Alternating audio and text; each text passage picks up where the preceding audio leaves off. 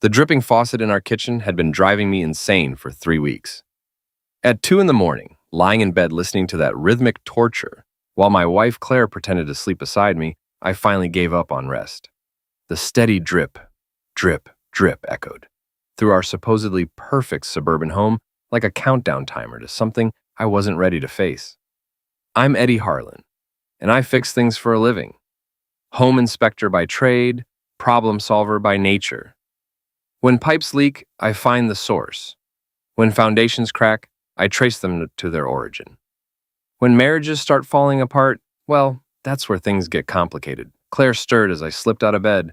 Her blonde hair spread across the pillow like she was posing for a magazine shoot even in sleep. She'd always been beautiful, the kind of woman who turned heads at the grocery store and made other wives grip their husbands' arms a little tighter. Real estate was her game, and she played it well. All bright smiles and designer suits, selling dreams to families who trusted her completely. The kitchen was dark except for the streetlight filtering through our bay window. I grabbed my toolbox from the garage and got to work on that damn faucet, letting the familiar rhythm of repair work calm my racing mind. Washer was shot. Probably had been for months. Simple fix, 5-minute job, but somehow it had taken me 3 weeks to get around to it. That's when I heard Claire's car pull into our driveway. I glanced at the microwave clock. 2:47 a.m. She'd left around 11, claiming she had to meet a client about some urgent paperwork. In my line of work, you develop an instinct for things that don't add up. Late-night real estate emergencies aren't exactly common, especially not on a Tuesday. The front door opened quietly, like she was trying not to wake me. I stayed in the kitchen, listening to her heels click across our hardwood floors. She paused at the bottom of the stairs, probably checking to see if any lights were on. "Eddie," she called softly. "You awake, honey?" "In the kitchen," I replied, not looking up from the faucet. "Fixing this leak." She appeared in the doorway, and even in the dim light, I could see something was off. Her usually perfect hair looked hastily finger-combed. Her lipstick was gone, and there was a flush to her cheeks that had nothing to do with the cool October air outside. "You didn't have to wait up," she said, avoiding my eyes as she set her purse on the counter. "The Henderson deal got complicated. You know how these things go." I knew exactly how these things went, and this wasn't it. In 12 years of marriage, I'd learned to read Claire like a blueprint. Every tell, every nervous habit, every little lie she thought she was clever enough to hide. "Rough night?" I asked, finally looking up at her. "You could say that." She was already heading for the stairs. "I'm exhausted. Coming to bed? In a minute, just want to finish this." She nodded and disappeared upstairs, leaving behind the faint scent of cologne that definitely wasn't mine. Something expensive and sharp, the kind of fragrance worn by men who drove cars worth more than most people's annual salaries. I finished the faucet repair in silence, testing it twice to make sure the leak was gone. Some problems you can fix with the right tools and a little know-how. Others require a completely different approach. By the time I got upstairs, Claire was already in bed with her back to me, breathing in that fake sleep rhythm that every married person learns to recognize. Her phone was charging on her nightstand, face down like always now. That was new too, the face down thing. Started about 6 months ago, right around the time she began working later, and taking more client meetings on weekends. I lay there in the dark, listening to the silence, where that dripping faucet used to be, and realized I just traded one kind of torture for another. At least the faucet had been honest about what was broken. The next morning brought Indian summer weather and Mrs. Fielder's weekly gossip session. Our 73-year-old neighbor had made it her personal mission to keep track of everyone on Maple Street, and she had the observational skills of a retired FBI agent. I was loading my work van when she appeared at her mailbox, right on schedule. "Morning, Eddie," she called out, wearing that knowing smile that meant she had information to share. "Beautiful day, isn't it?" "Sure is, Mrs. Fielder. How's the arthritis treating you?" "Oh, some days better than others." She shuffled closer, glancing around like she was about to reveal state secrets. "Speaking of some days being better than others, I hope Claire's feeling all right." I stopped loading my equipment. "What do you mean?" "Well, I happened to be up late last night. You know how us old folks sleep. And I saw her coming home. She looked a bit under the weather. Flushed, and that nice young man who dropped her off seemed very concerned about her condition." My hands went still on the van door. "Young man?" "Mm-hmm. Handsome fellow. Drives one of those fancy blue sports cars. Very considerate of him to make sure she got home safely, what with her being so disheveled. Mrs. Fielder had a gift for making innocent observations sound like indictments. She wasn't accusatory, just concerned in that neighborly way that made denial impossible without seeming defensive. I'm sure it was just a work thing, I said carefully. Oh, I'm sure you're right, dear. Though I have to say, real estate must be more physically demanding than I thought. She's been looking quite worn out after these late meetings. And that same blue car has been picking her up several times recently. Such a dedicated colleague. She patted my arm with grandmotherly affection and shuffled back to her house, leaving me standing in my driveway with a toolbox in my hands and a sick feeling in my stomach. That evening, Claire was all smiles and attention, cooking my favorite dinner and asking about my day like nothing had changed. But I caught her checking her phone every few minutes, and when it buzzed during dessert, she practically lunged for it. Sorry, honey, just work stuff. She glanced at the screen and her cheeks flushed pink. I might have to step out later. The Morrison contract needs some last-minute adjustments. On a Wednesday night? You know how it is. When clients are ready to move, we move. She reached across the table and squeezed my hand. I shouldn't be too late. Her wedding ring felt loose on her finger, like she'd been taking it off regularly. Another small detail that probably meant nothing by itself, but added to a picture I was starting to see clearly. Claire, I said, keeping my voice steady. Is everything okay between us? The question caught her off guard. For just a moment, her mask slipped, and I saw something that looked almost like guilt flash across her face. Of course, baby. Why would you ask that? I don't know. You seem distracted lately. Distant. She forced a laugh. It's just work stress. This market is crazy competitive, and I'm trying to stay ahead of it. But I appreciate you looking out for me. She leaned over and kissed my cheek, and I caught that same expensive cologne smell clinging to her hair. The rusty anchor hadn't changed in 20 years, which was exactly why I liked it. Dark wood, dim lighting, and the kind of honest working-class atmosphere where people said what they meant and meant what they said.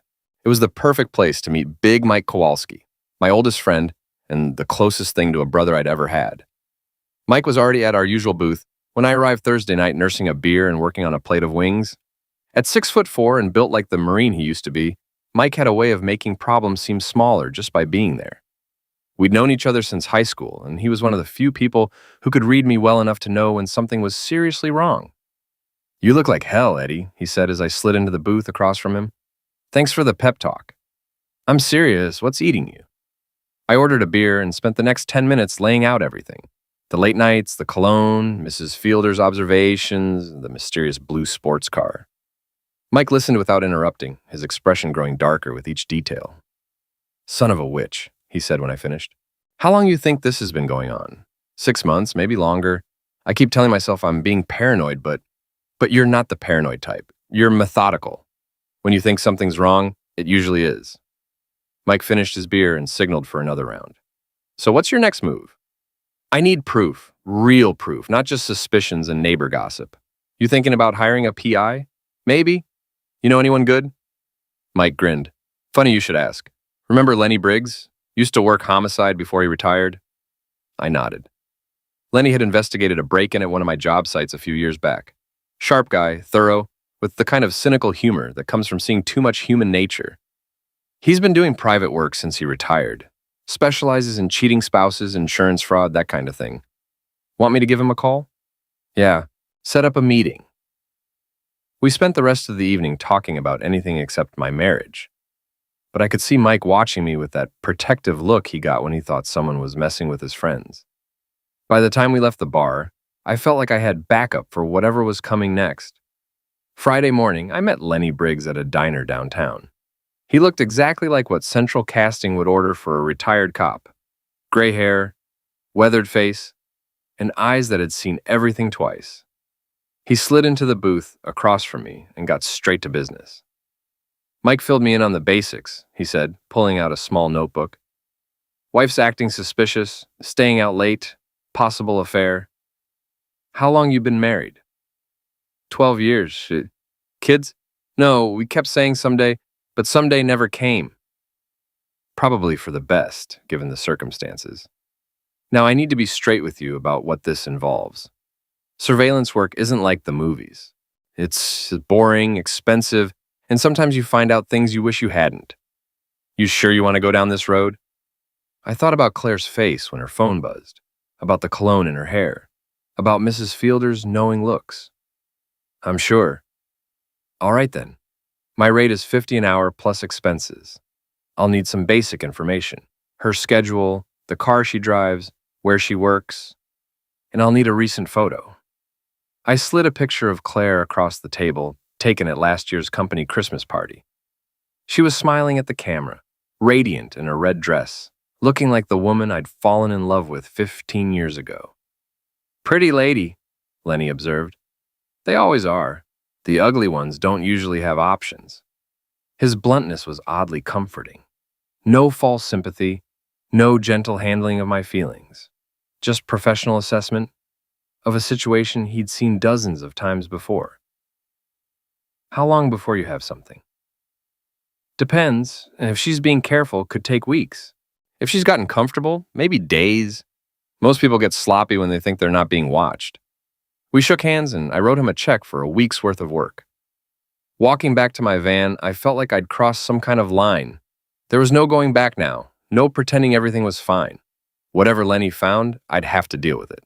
That weekend, Claire announced she had to show properties both Saturday and Sunday. Big showings, she said, potential buyers flying in from out of state. She left Saturday morning in her silver BMW, looking professional and beautiful as always.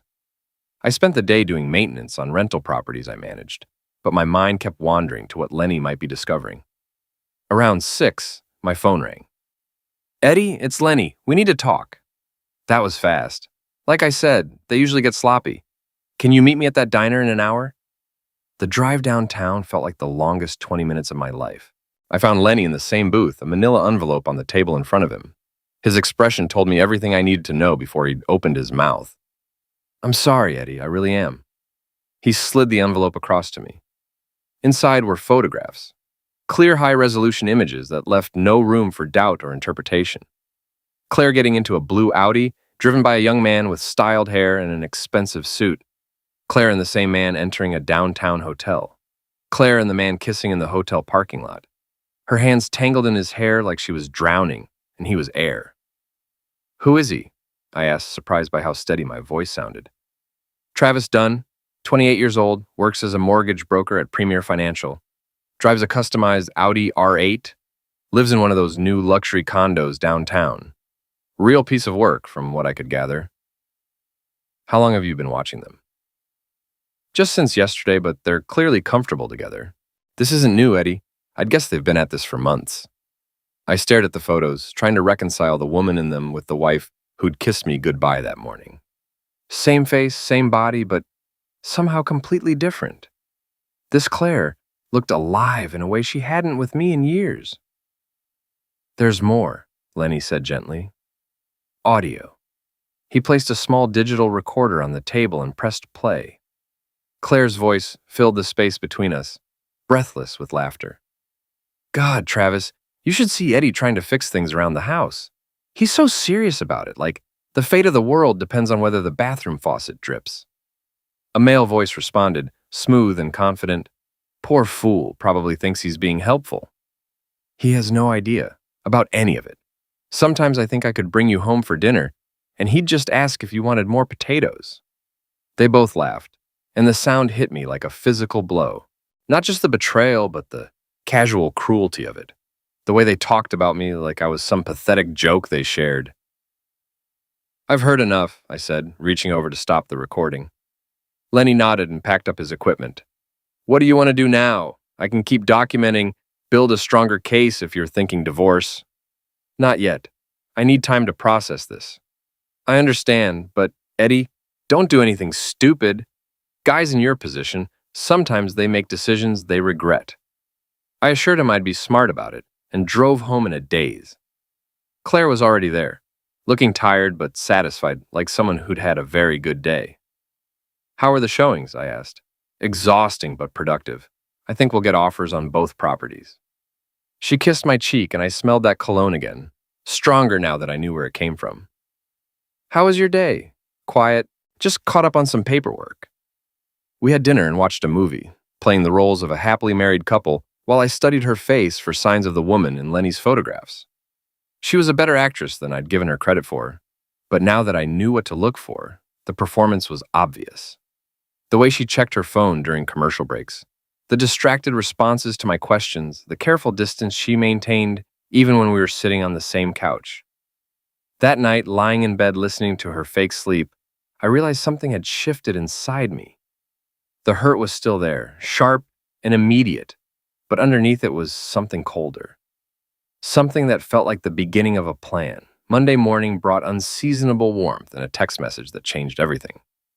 I was having coffee when Claire's phone, left charging on the kitchen counter, buzzed with an incoming message. She was upstairs getting ready for work, and for once she'd left the device unattended. The preview showed just enough to make my blood run cold. Last night was incredible. Can't wait to see you again. T. I memorized the number and went back to my coffee like nothing had happened.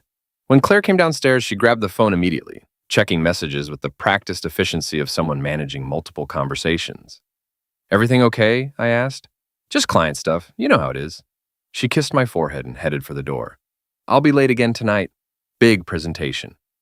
After she left, I called Lenny and gave him the phone number. Within an hour, he called back with confirmation. The number belonged to Travis Dunn, and the text messages painted a picture of an affair that had been going on for at least 8 months. They're not even trying to be subtle anymore, Lenny said.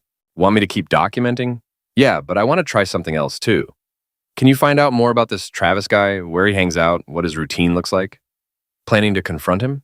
Maybe I just want to know what I'm dealing with. Lenny's research painted a picture of exactly the kind of man I'd expected. Travis Dunn was everything I wasn't. Young, flashy, successful, in the kind of way that impressed people at cocktail parties. He drove expensive cars, wore expensive clothes, and lived in an expensive condo that probably cost more per month than most people made in a year. He was also, according to Lenny's sources, a notorious player with a reputation for targeting married women. Claire wasn't his first affair, and she probably wouldn't be his last. Guy's a real piece of work, Lenny reported during our Wednesday meeting. Brags about his conquest to anyone who'll listen. Apparently, he's got a thing for bored housewives with successful husbands. Successful husbands? His words, not mine. Seems to get off on the challenge of stealing someone else's wife. That detail stung more than I wanted to admit. It meant Claire hadn't just fallen for someone else. She'd been deliberately targeted by a hunter who saw our marriage as a game to be won. Thursday evening, I decided to see this Travis character for myself. Lenny had mentioned that he was a regular at Meridian, an upscale bar downtown that catered to the young professional crowd. I cleaned up, put on my best shirt, and drove downtown feeling like I was going to war. Meridian was everything I'd expected. All glass and chrome, with overpriced drinks and music loud enough to discourage actual conversation. I found a spot at the bar where I could observe without being obvious and ordered a whiskey. Travis wasn't hard to spot. He held court at a high-top table near the windows, surrounded by a group of similarly dressed young men who hung on his every word. Even from across the room, his arrogance was obvious. The way he gestured while talking, the way he looked around the room like he owned it, the way he checked his phone and smirked at whatever message he'd received. I was pretty sure I knew who that message was from. I watched him for an hour, learning his mannerisms and listening to fragments of conversation when he passed near the bar. He was exactly what I'd expected. Smooth, confident, and completely lacking in any sense of shame or responsibility, the kind of man who took what he wanted without considering the consequences for anyone else. When he finally left, I followed at a distance, watching him get into his blue Audi and drive toward the luxury district. I didn't tail him home. That wasn't the point. I just wanted to see him in his natural habitat, to understand what Claire saw in him that she didn't see in me. The answer was obvious and painful. Youth, excitement, the thrill of being wanted by someone who had other options. I represented stability, responsibility, the comfortable predictability of a 12-year marriage. Travis represented adventure, passion, the intoxicating possibility of a different life. I couldn't compete with that, and I wasn't going to try. Friday night, Claire announced she was going out with her friend Janelle to celebrate closing a big deal. She'd be late, she said, but not to wait up. I told her to have fun and settled in to watch a baseball game on TV. Around midnight, my phone rang. It was Mike. Eddie, you need to get down to Meridian now. What's wrong? Just trust me and bring your camera. I drove downtown with a sick feeling in my stomach, pretty sure I knew what Mike had discovered.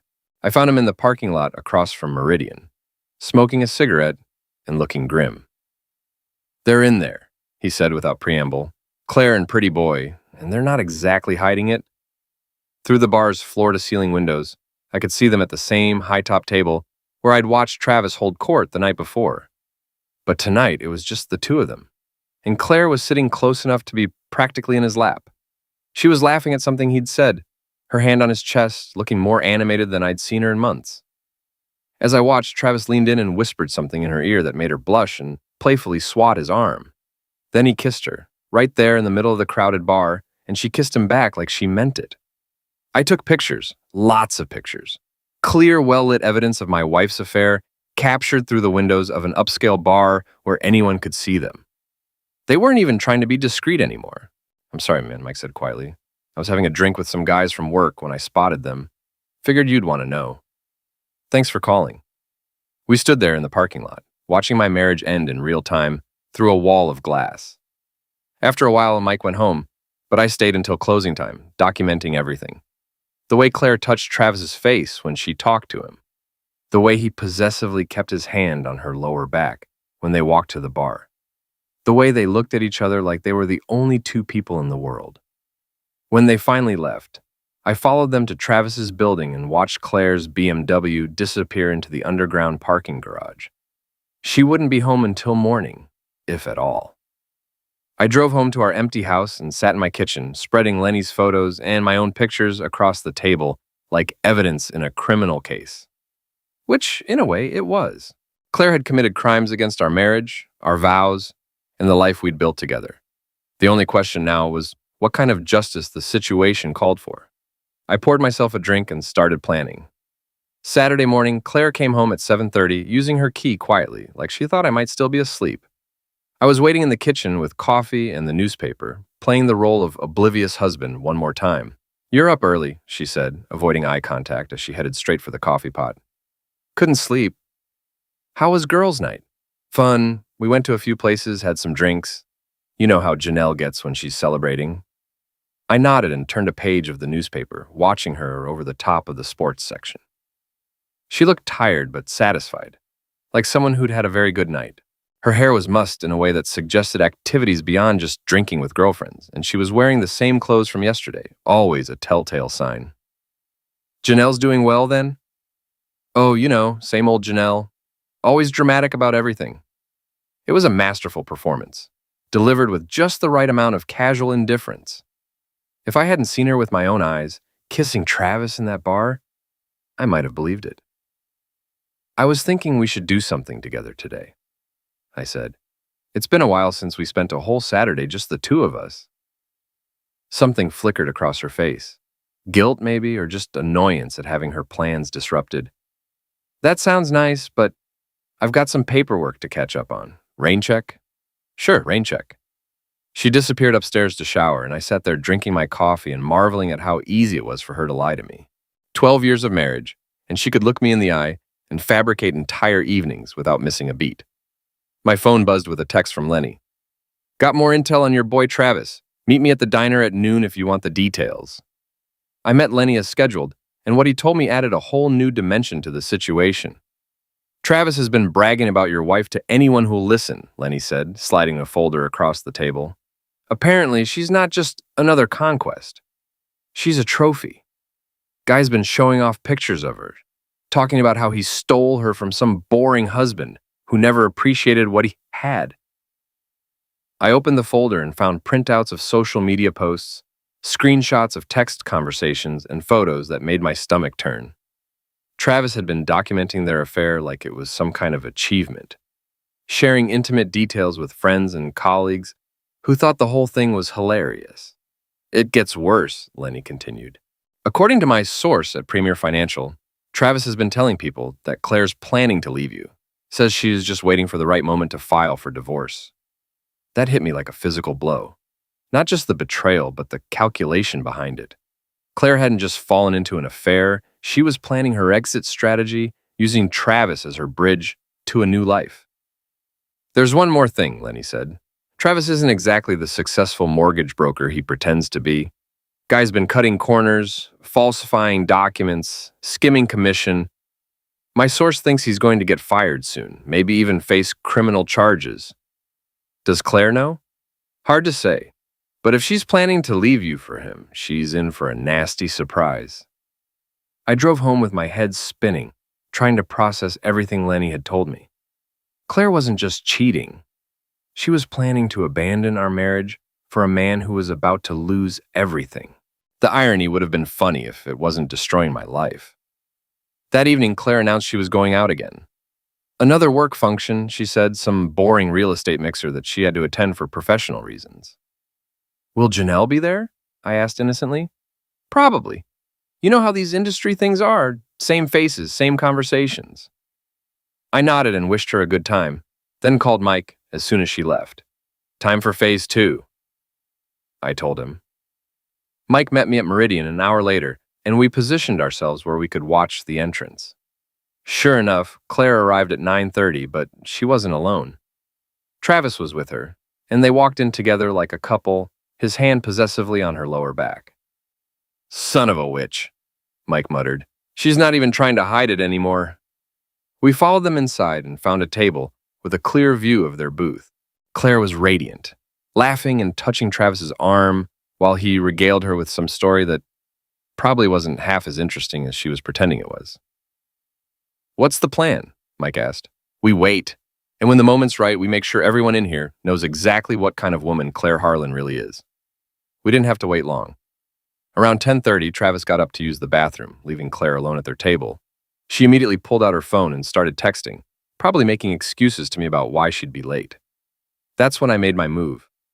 I walked over to her table like I'd just noticed her, putting on my best surprised husband expression. Claire, what are you doing here? She looked up from her phone with pure panic in her eyes, like a deer caught in headlights. For a moment, she couldn't speak, just stared at me with her mouth slightly open. Eddie, what a surprise. What are you doing here? Meeting Mike for a drink, but I thought you were at a real estate mixer. Well, and this is part of it. We came here after the main event, networking. We? Before she could answer, Travis returned from the bathroom, stopping short when he saw me standing at their table. Up close, he was exactly what I'd expected. Handsome in a generic way, with perfect teeth and hair that looked like he'd stepped out of a magazine ad. Travis, this is my husband, Eddie, Claire said, her voice strained with fake cheerfulness. Eddie, this is Travis Dunn. He's a colleague. Travis extended his hand with a confidence that made me want to break his fingers. Nice to meet you, Eddie. Claire talks about you all the time. I shook his hand, squeezing just hard enough to let him know I wasn't impressed. Funny, she's never mentioned you. An uncomfortable silence settled over the table. Claire was practically vibrating with nervous energy, while Travis maintained his smooth composure like this was all perfectly normal. Well, I said finally, I should get back to Mike. Enjoy your networking. I walked away, leaving them to deal with the awkwardness of the situation. From across the room, I watched Claire frantically whispering to Travis, probably trying to figure out how to explain away what had just happened. They left 15 minutes later, and I knew I'd rattled them both. Good. It was time they understood that their little secret wasn't as secret as they thought. Mike joined me at the bar, grinning like he'd just watched his favorite team score a touchdown. That was beautiful, man. Did you see the look on her face? Just the beginning, I said, raising my beer in a mock toast. Things are about to get very interesting for Mr. and Mrs. Infidelity. When I got home that night, Claire was already there, pacing in the living room like a caged animal. She pounced on me the moment I walked through the door. Eddie, about tonight, I can explain everything. Explain what? You were networking with a colleague. Nothing wrong with that. She studied my face, trying to figure out if I was being sincere or sarcastic. Right, exactly. It was just business. Of course it was. What else would it be? I kissed her cheek and headed upstairs, leaving her standing in the living room with a confused expression. Let her wonder what I knew and what I was planning. The uncertainty would eat at her, just like it had been eating at me for months. But my period of suffering was almost over. Hers was just beginning.